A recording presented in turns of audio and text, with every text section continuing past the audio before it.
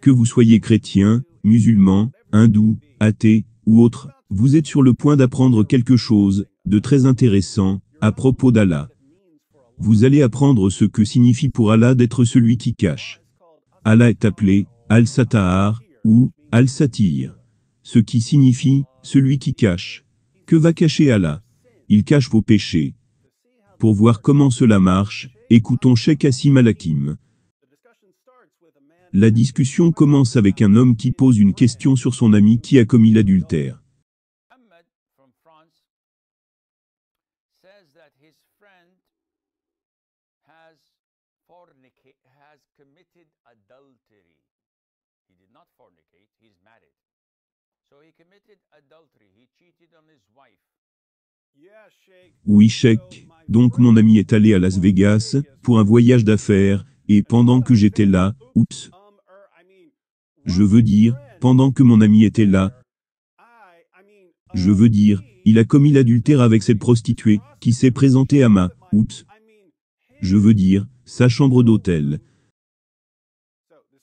Cet homme est donc inquiet parce que son ami a commis l'adultère. Et comme nous allons le voir, son ami veut savoir comment son péché peut être purifié à la manière islamique. Il veut savoir comment il peut être lapidé.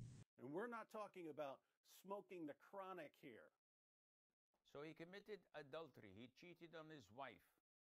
And now he's back with his wife, repenting and wanting to know which place or how can he get the punishment of stoning to death to cleanse his sin. Très bien, cet homme, je veux dire son ami, vit dans un pays qui ne lapide pas les adultères. Mais il veut être purifié de son péché. Alors que peut-il faire? Le Cheikh Hassim donne deux réponses. Premièrement, ce type ne peut pas simplement demander à ses amis ou à son imam de le lapider à mort. First of all, Akhi, this punishment and the likes cannot be carried out by individuals. It cannot be carried out by the community, the Muslim community, or the head of the Muslim Islamic Center. This prescribed punishment, whether it's beheading, execution, or flogging, or stoning, or chopping off the hands of a thief, can only be executed by the Muslim ruler of the country. Donc vous n'avez pas le droit d'exécuter ce type de châtiment sur vous-même. So for you, my friend, you don't have the right, or your friend does not have the right to. Did you catch that? Tu as compris? Donc pour toi, mon ami, tu n'as pas le droit. Je veux dire, ton ami n'a pas le droit. Your friend does not have the right to ask others to stone him to death. And if he does, then he would be committing suicide. Those who stoned him would be murderers and must be punished according to Islamic law. Deuxièmement, si tu t'en sors avec l'adultère, alors Allah t'a aidé à t'en sortir. Alors garde le silence. So what to do, Sheikh? Akhi, Allah, one of his beautiful names is As-Sittir, the one who conceals. Allah est celui qui cache. Celui qui cache vos péchés. Il est le cacheur de péchés. Il est le meilleur des cacheurs. Qui est meilleur qu'Allah pour cacher vos péchés? Pour que personne ne le sache. Maintenant, que se passe-t-il si Allah cache les péchés d'un homme, mais que cet homme se sent coupable de ce qu'il a fait, et qu'il veut se confesser? Que se passe-t-il alors? So if Allah concealed your sin, it is a sin for you to go and tell others about it. It's a sin to go to your wife and say, listen, hon, when we were separated, I did this and this and this. Totally haram. Totally sinful. and it's sinful for you to go and expose it to others. Donc si vous commettez l'adultère, et que vous vous en tirez, cela signifie qu'Allah a caché votre péché. Et en aucun cas, vous ne devez avouer ce que vous avez fait. Ce sera votre petit secret, avec Allah.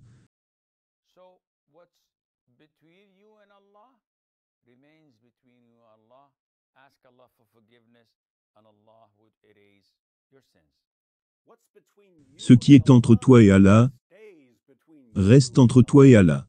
What's between you and Allah remains between you and Allah. Cet individu a littéralement volé la devise de Las Vegas, et l'a appliquée à son Dieu. Ce qui se passe à Vegas, reste à Vegas. Ce qui est entre toi et Allah, reste entre toi et Allah. Si Allah était une ville, ce serait Las Vegas. What's between you and Allah remains between you and Allah. Maintenant, il y a ici quelques problèmes évidents avec l'islam.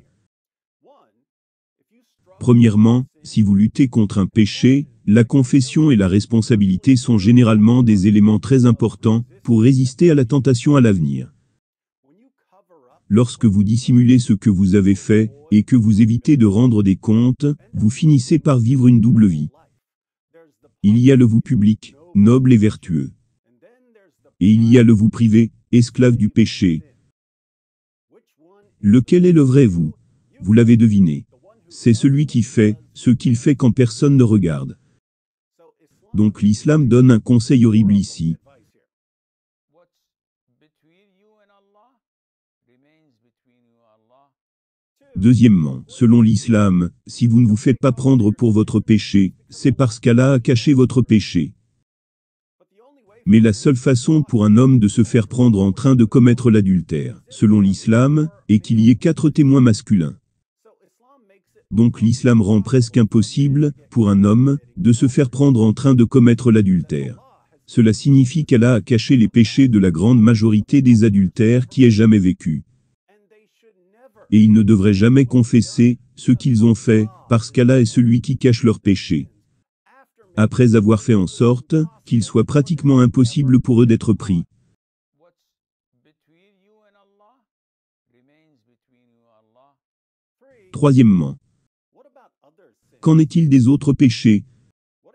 Que se passe-t-il si vous vous en tirez avec un viol ou une agression sur un enfant?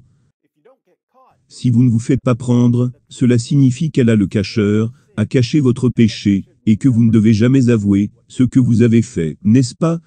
What's between you and Allah remains between you and Allah. En fait, dans l'islam, si vous vous en sortez avec le viol et la pédophilie, vous pourriez être le dernier, et le plus grand prophète d'Allah. N'ai-je pas raison?